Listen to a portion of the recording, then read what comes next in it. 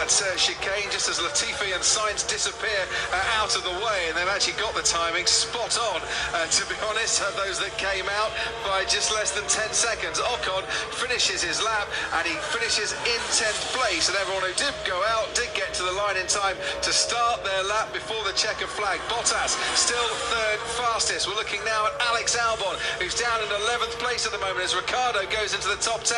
9th fastest, he's now 10th because Albon's gone into the top 6, and a good lap from him. Lando Norris now goes into the top 10. Daniel Ricciardo down to 11th. Kimi Räikkönen's out once again in qualifying, unless he can get a move on, and he does. He puts himself out of the bottom 5. Giovinazzi, his teammate, is slowest for Alpha. Kvyat now goes away from the relegation zone. Sebastian Vettel goes into the top 10. Kimi Räikkönen, the driver at risk at the moment. Charles Leclerc isn't going to hamper him. Lewis Hamilton's gone fastest overall with a 1:16.8. Leclerc with a DRS wide open goes 4th fastest overall. And now we look to see Romain Grosjean in the Haas coming around the final corner. He's in the bottom 5 and stays in the bottom 5 only just. Can Kimi Räikkönen get out of Q1 for the first time this season as Gasly goes 7th? Kevin Magnussen can deny him. Magnussen doesn't deny him. Kimi Räikkönen is out of Q1, but in the right way this time because he's into Q2. Just, wow, well done, Kimi. So we're into the 1:16s then with Lewis up front, but look at it's the racing points that are jumping out of that session to me. So, has he got enough now to hang on through these final corners, improve his lap time and improve his comfortability when it comes to Q3? Leclerc crosses the line, stays 5th fastest. Now that might just have him sweating a touch. Perez goes 5th fastest now and pushes Leclerc down. Alex Albon goes into the top 10, but he's only 8th fastest. That'd be good news for Charles Leclerc. Bad news for Alex Albon. Lando Norris might just be at risk a little bit because he's only gone 9th fastest. Here's his teammate Carlos Sainz, who was in the top 4, hasn't improved on any sector and stays 4th. Ricciardo stays 10th, put in his best final sector. Ocon his best middle sector, and can't go ahead of his teammate and into the top 10. He's out as well. Danny Kvyat does go into the top 10, and that's a very good lap from him. At pushes Ricciardo, both Renaults out. Sebastian Vettel goes into the top 10 for Ferrari. Lance Stroll next, across the line goes 4th fastest. Can Sebastian Vettel hang on in there as Gasly crosses the line? Oh no, he can't.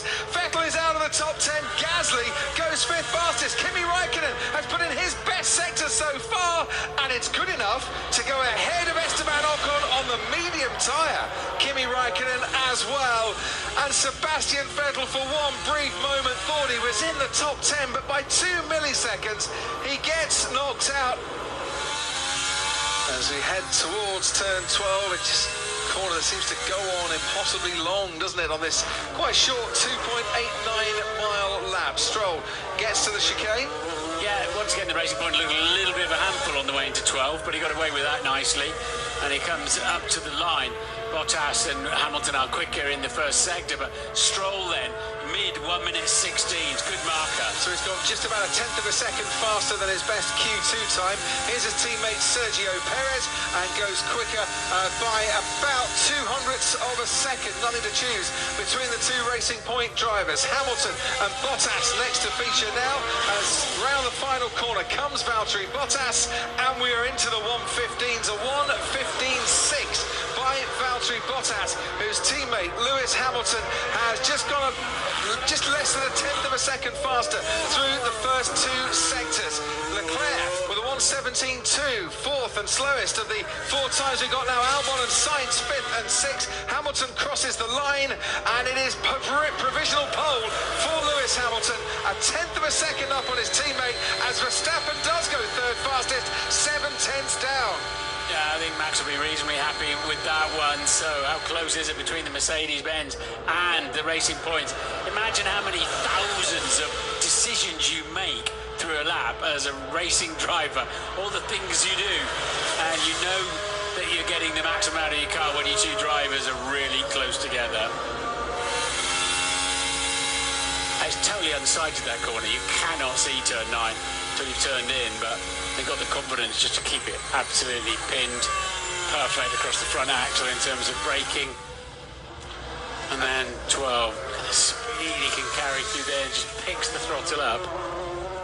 This is looking good for Valtteri Bottas so far in terms of Lewis Hamilton not improving his lap time. Bottas has got about a 10th in hand. If he can ace that final sector, he should go on to provisional pole. Bottas crosses the line and just misses out by 7/100ths of a second. That final sector once again, Bottas couldn't convert it to a purple sector. It has left Lewis Hamilton on pole then for the Spanish Grand Prix, unless someone can pull out a miraculous lap behind him, and so far the timings aren't reflecting that.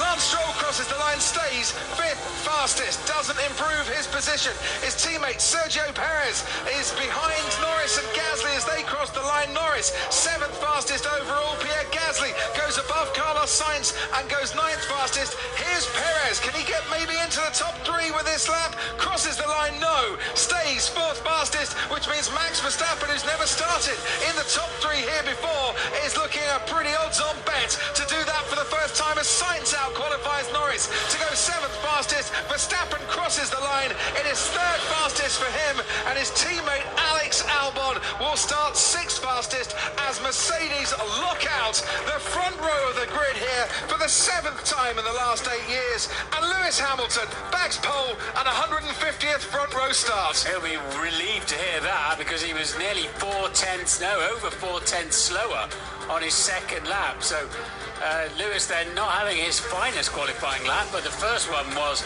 particularly good and got the job done.